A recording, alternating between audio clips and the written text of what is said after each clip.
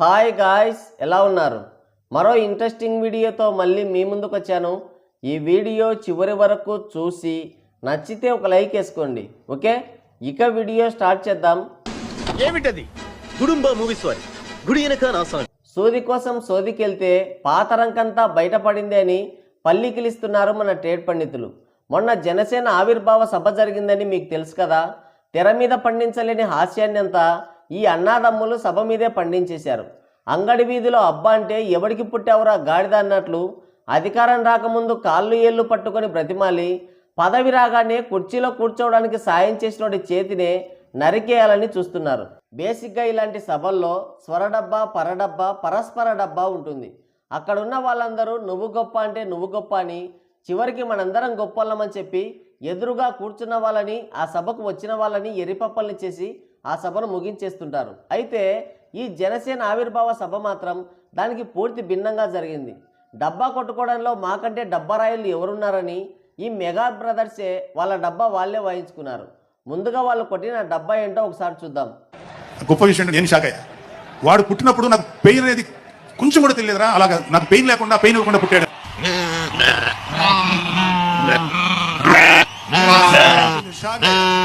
విన్నారు కదా, పవనయ్య పుట్టినప్పుడు వాళ్ళమ్మకి కనీసం నొప్పులు కూడా రాలేదంట. అది విని ఈ నారదబాబు షాక్ అయ్యాడంట. ఈయన షాక్ అవ్వడం కాదు, ఈయన గారు చెప్పింది విని ముందుగా అంజనమ్మ గారు షాక్ అయి ఉంటారు. నేనెప్పుడు చెప్పానబ్బా అని.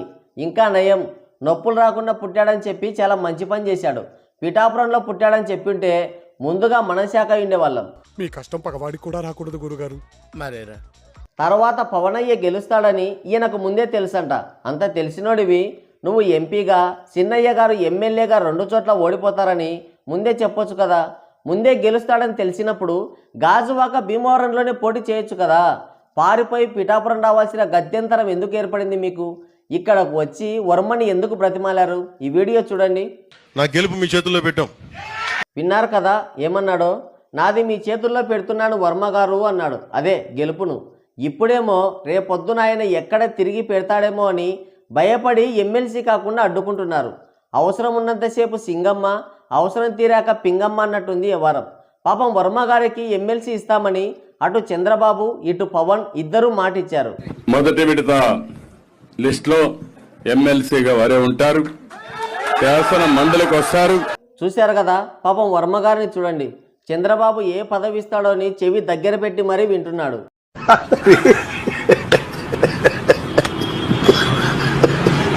ఆయన ఎంత దగ్గర పెట్టినా వీళ్ళు మాత్రం ఆయన్ని దూరంగానే పెడుతున్నారు. ఇప్పుడు వర్మ గారికి బాస్టాగా నిలవాల్సింది చంద్రబాబే. పొత్తు ధర్మంలో భాగంగా ఆయన ఎటూ తేల్చలేకపోతున్నాడు. అక్కడ వర్మకి ఎమ్మెల్సీ వస్తే రేపు చిన్నయ్య గారికి అడ్డమవుతాడని జనసేన అడ్డుపడుతోంది.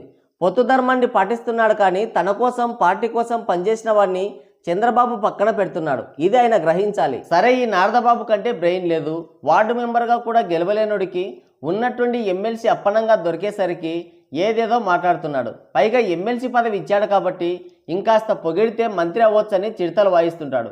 అసలు నాగబాబు అనేవాడు ఒక ఫెయిల్యూర్ పర్సన్. యాక్టర్గా సినిమాల్లో ఫెయిల్, నిర్మాతగా ఫెయిల్, చిరంజీవి తమ్ముడిగా ఫెయిల్, పవన్కి అన్నగా ఫెయిల్, రాజకీయాల్లో ఫెయిల్, మాట్లాడే విధానం కూడా తెలియదు. కూటమికే కాదు జనసేన పార్టీకే ఒక శకుని లాంటి వాడు. ఇంకో 4 స్పీచ్లు ఇచ్చాడంటే జనసేన పార్టీకే గోరి కట్టేస్తాడు. ఇక పవన్ కళ్యాణ్ గురించి మాట్లాడుకుందాం. ఈయన ఒక డ్రామాటిక్ పొలిటికల్ లీడర్. ఈయన నిన్న మాట్లాడింది ఈరోజు మాట్లాడాడు, ఈరోజు మాట్లాడింది రేపటికి మర్చిపోతాడు. నిలకడలేని మనస్తత్వం, చెప్పేది ఒకటి చేసేది మరొకటి. అంతా జంపింగ్ రాజకీయం, ఊసరవిల్లి నైజం. చెగువేరా అంటాడు, కమ్యూనిస్టులు అంటాడు, మాయావతితో కలిసి నడుస్తానంటాడు.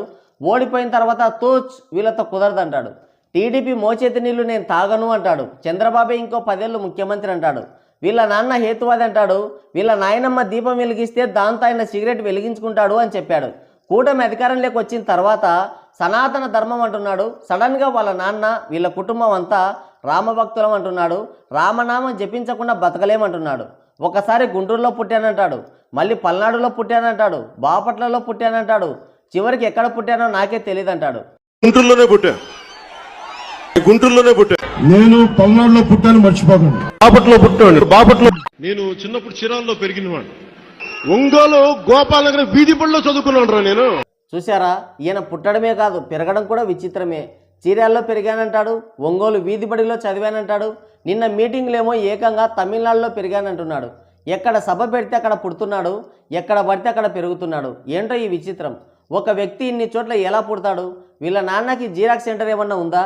ఇక్కడ మిషన్లో పెడితే అక్కడ డౌన్లోడ్ చేయడానికి గాలి మాటలు ఇవన్నీ అంటున్నారు మన టేడ్ పండితులు. నిన్న మీటింగులో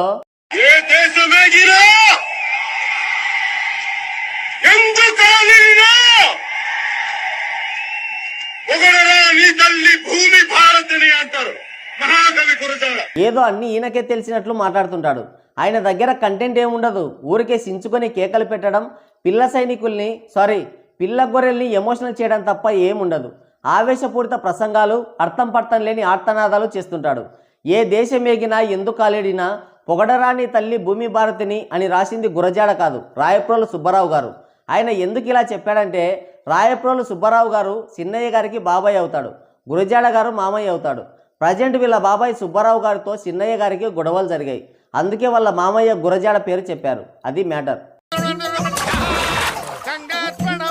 లేదంటే ఈయన తమిళనాడులో చదివాడు కాబట్టి అక్కడ గురజాడ రాసిన సొంత లాభం కొంత మానుకొని పొరుగువారికి తోడ్పడవై అనేది, రాయప్రోలు రాసిన ఏ దేశమేగిన అనేది రెండింటి గురించి ఒకేసారి చెప్పారు.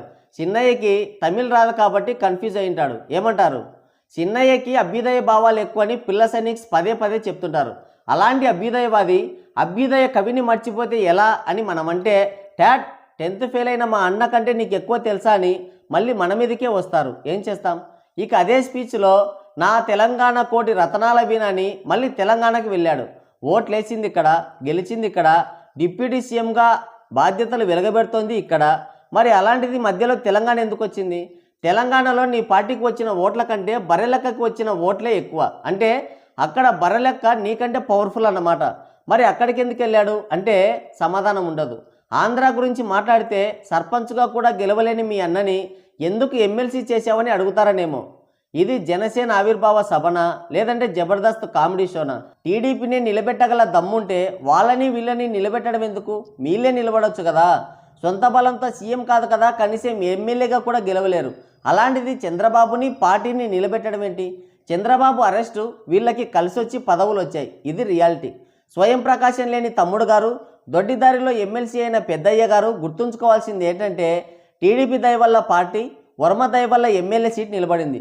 ఇవన్నీ వదిలేసి గెలిచిన తర్వాత నా అంత పోటుగాళ్ళు ఎవరూ లేరంటే తెలుగు ప్రజానీకం పల్లి కిలిస్తోంది.